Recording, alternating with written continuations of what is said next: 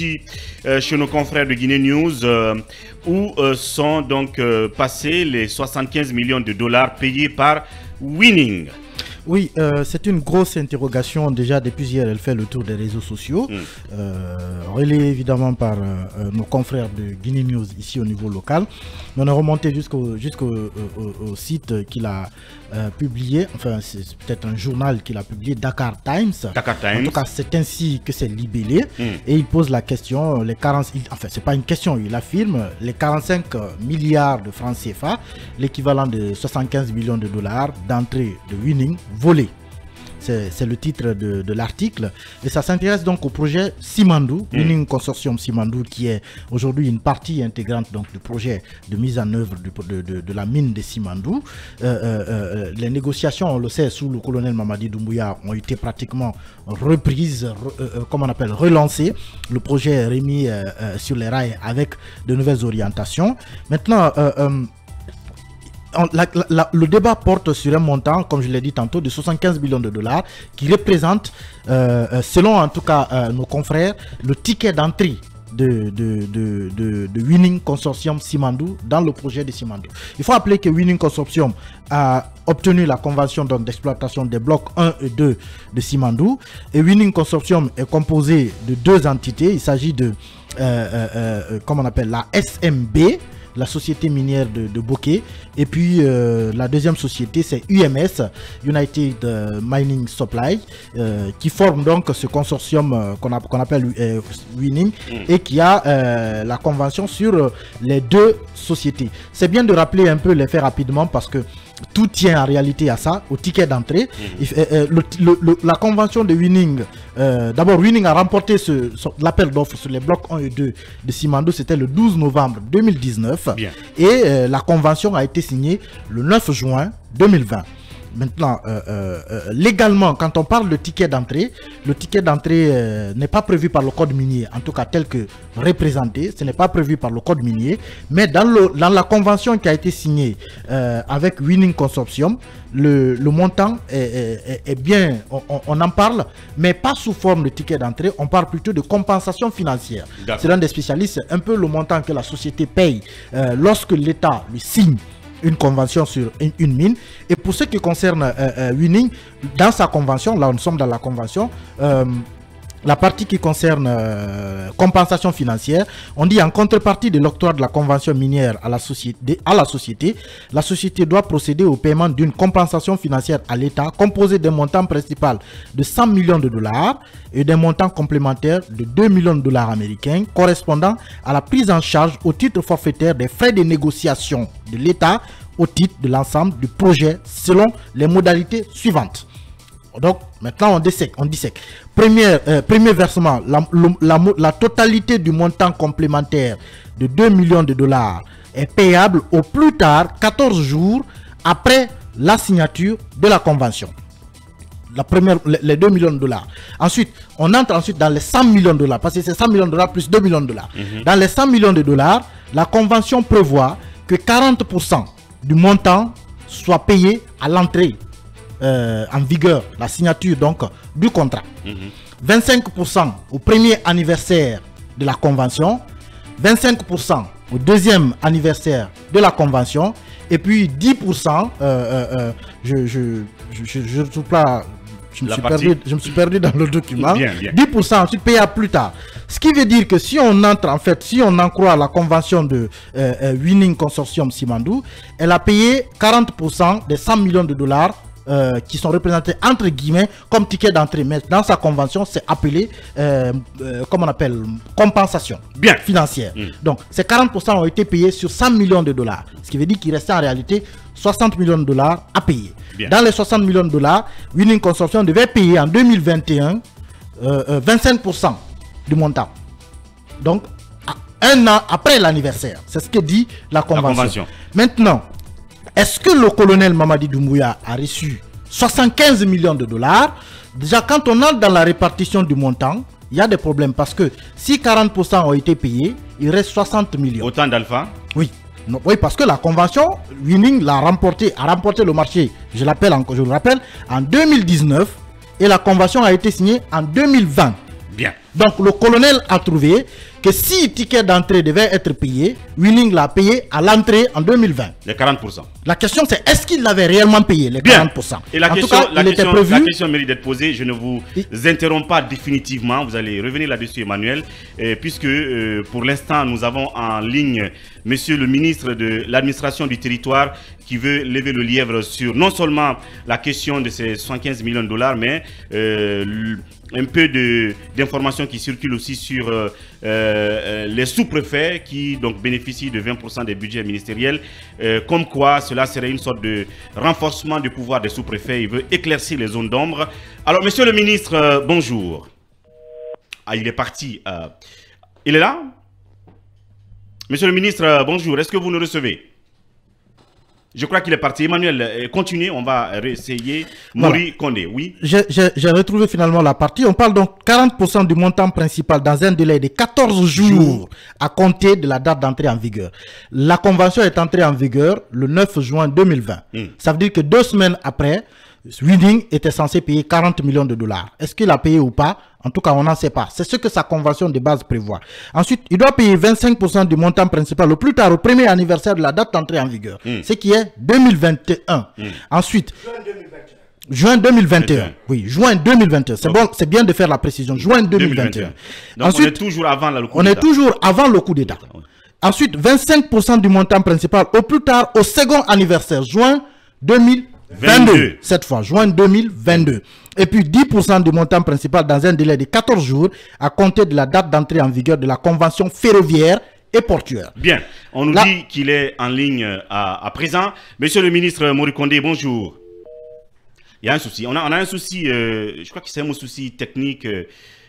Il n'est pas là, il est reparti. Il est reparti, malheureusement. Oui, Emmanuel. Donc, c'était bien de revenir sur la répartition du montant en tant que tel pour savoir que, en tout cas, si le code minier avait été respecté, si la convention de base de Winning Consortium avait été respectée, Winning Consortium était censé avoir payé sur les 102 millions de dollars, il était censé avoir payé 42 millions de dollars, 14 jours. Après donc la signature de la convention. Ensuite, il était censé avoir payé sur les 60 millions restants. Il était censé avoir payé 25% de ce montant, ce qui fait, je pense, aux alentours de 15 ou 20 millions, je ne sais pas trop. 25% du montant, il était censé l'avoir payé également en juin 2021, avant le coup d'État. Ce qui veut dire que sur les 102 millions de dollars qui représentent ce qu'on appelle le ticket d'entrée de Winning Consortium, sur les 102 millions de dollars, le coup d'État était censé avoir trouvé qu'au moins 60% du montant avait été payé. 65% du montant a été payé normalement à l'État guinéen. Pour l'instant, on n'en a pas les traces, on ne sait pas est-ce que ça a été payé à ce moment, est-ce que ça n'a pas été payé, il n'y a pas...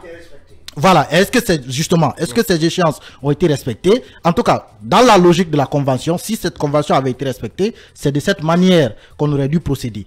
Est-ce que Winning Consortium a payé 75 millions de dollars comme ticket d'entrée au temps du colonel Mamadi Doumbouya? J'ai rappelé quand même que sa convention, elle l'a signée à l'an 2020 et que sous Alpha Condé, c'est quand même important aussi de rappeler cela, sous Alpha Condé, Winning Consortium était déjà sur le terrain, dans la réalisation notamment des travaux du chemin de fer.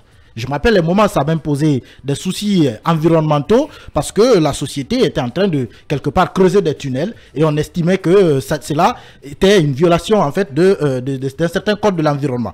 Donc, Winning était très avancé avec Alpha Condé déjà avant le coup d'État. Est-ce que Winning a entamé les travaux du chemin de fer avant d'avoir payé son ticket d'entrée? Est-ce qu'il l'avait payé avant de venir sur le terrain? En tout cas, c'est là où la zone d'ombre existe pour l'instant. On n'a pas la confirmation qu'il l'avait payé avant. On n'a pas la confirmation qu'il l'a payé au temps du colonel. Toujours est-il que Winning était déjà sur le chantier, sur les opérations, avant que le coup d'État n'intervienne. Et que si on se fie à sa convention de base, Winning aurait dû avoir payé 67 millions de dollars à la Guinée, ce qui fait qu'il lui resterait normalement 30 millions de dollars. Après, vous déduisez les 30 millions de dollars de ces 102 millions, il ne vous restera pas 75 millions quand même, logiquement. Bien, logiquement. Il y a des zones d'ombre encore là-dessus qu'on tente d'éclaircir. Et quand même, moi, je suis remonté également jusque... j'ai tenté de remonter jusqu'à la source donc, de cet article. Donc, du journal Dakar Times. Oui. Alors, le fait est que le journal existe. Dakar Times, il existe. Effectivement, c'est un journal sénégalais. Il a une version électronique également, en ligne. L'adresse qui est sur l'article que nous voyons ici, c'est un doute juste que je soulève, je ne dis pas que c'est confirmé, mais l'adresse qui est ici, j'ai fait le constat, le www.dakartimes.info, ce site n'existe pas en ligne. J'ai tapé à plusieurs reprises, je ne l'ai pas retrouvé. Et j'ai été chaque fois renvoyé plutôt vers l'extension www.dakartimes.net. Et sur dakartimes.net, j'ai cherché cet article, je ne l'ai pas retrouvé.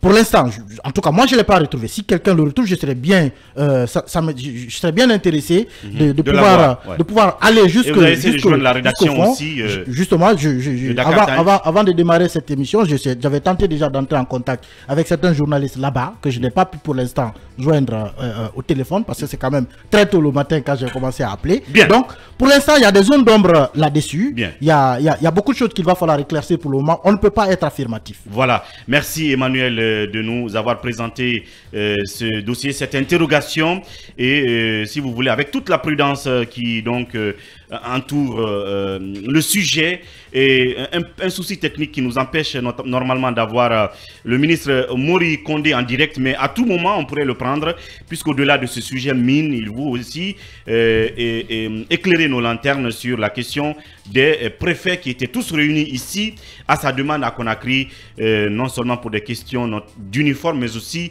de gestion donc de l'administration décentralisée à l'intérieur du pays. J'apprends, Ouri, de sources en tout cas qui très haut placées au sein de l'administration Alpha Condé, que aucun franc n'avait été payé avant le coup d'État. Donc, aucun franc par Winning. On dit que Winning n'avait rien payé de ces 102 millions de dollars avant le coup d'État. Donc, quelque part, ça peut nous ramener effectivement au fait que peut-être il l'a payé au temps du colonel Mamadi Doumbouya. Bien. Maintenant, pourquoi Winning a-t-il été autorisé à entamer les travaux alors qu'il n'avait pas payé les montants qu'il aurait dû payer à l'État guinéen? Ça, c'est autre chose. Comme mentionné dans la convention. Voilà, j'apprends quand même qu'il n'avait pas, aucun franc n'avait été payé. Et c'est d'une source très proche d'Alpha Condé. Talibé Bari, là-dessus. Oui, bien évidemment, une source très proche d'Alpha Condé qui dit que rien n'avait été payé. Est-ce que c'est cette version qui arrange le régime Alpha Condé à l'époque, ou est-ce que dans les faits... Parce que ça viole quand même la convention de... Oui, mais est-ce que dans les faits, Winning n'avait effectivement pas payé les 62 millions de dollars qu'elle était censée payer avant le coup d'État? C'est-à-dire, juin 2021, elle était censée avoir payé ce montant sur les 102 millions de dollars. Alors, pourquoi Winning, justement, a pu... comment dirais-je, a été, en tout cas, n'a pas été contrainte, cette société, de payer ce montant comme cela se devait. Ça veut dire que, déjà, de ce point de vue, il y a une sorte en tout cas, de faiblesse de l'État, parce que les termes de la convention n'ont pas été respectés en ce qui concerne cette compensation que certains appellent donc ticket d'entrée.